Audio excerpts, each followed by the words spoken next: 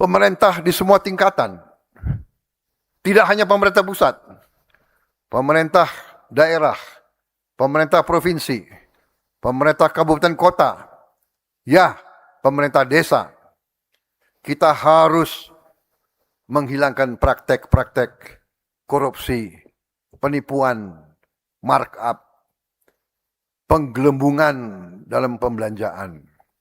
Tadi sudah saya sebut, kita akan buat satu lembaga yang mengkonsolidasikan semua pembelanjaan pemerintah di satu lembaga. Pemerintah harus lebih efisien di setiap tingkatan.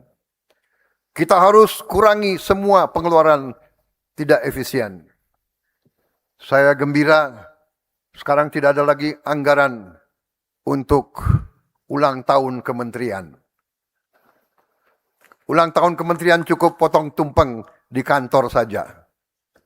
Dan saya berharap juga di semua provinsi dan semua kabupaten kota jangan ada anggaran untuk merayakan ulang tahun besar-besaran. Lebih baik perbaiki sekolah, perbaiki rumah sakit, tingkatkan gaji guru daripada seremoni upacara.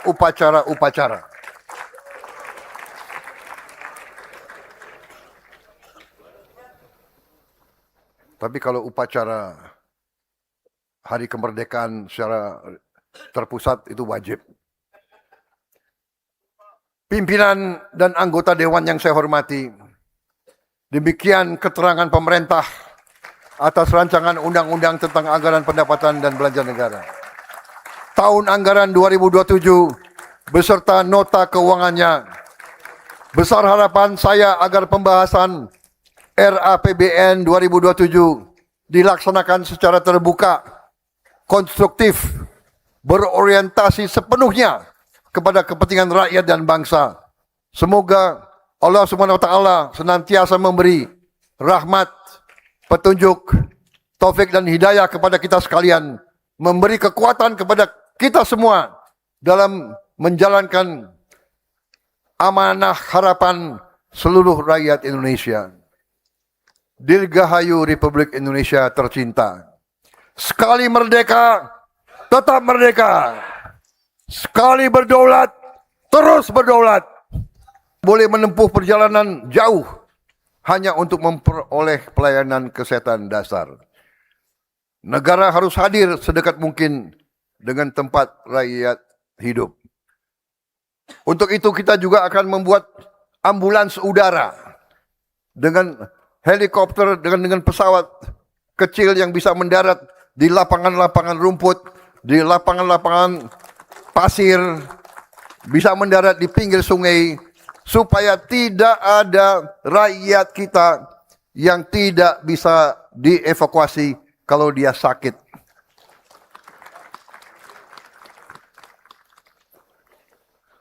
Saya mendapat laporan banyak ibu-ibu yang meninggal karena harus menempuh jalan 7 jam sampai 9 jam pada saat melahirkan.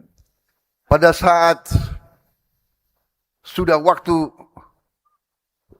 mau pecah harus 9 jam karena tidak ada jalan yang baik, karena jembatan tidak bagus.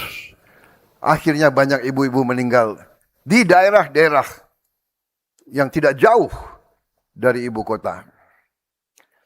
Untuk itu kita harus mencari terobosan inovatif. Salah satu jalan adalah ambulans udara, bahkan nanti juga tim dokter terbang.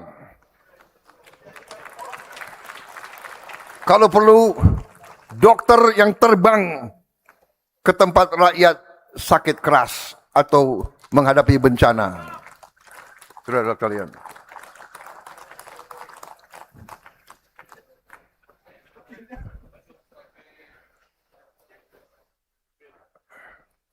Kedua, kita akan membangun dan merevitalisasi 441 rumah sakit umum daerah. Setiap dari 514 kabupaten dan kota kita harus memiliki rumah sakit yang canggih yang bisa menyelamatkan rakyat secepat mungkin. Langkah awal kita telah membangun 66 rumah sakit di daerah tertinggal, terdepan, dan terluar. Dan hari ini saya melaporkan dari 66 rumah sakit tersebut 22 sudah operasional.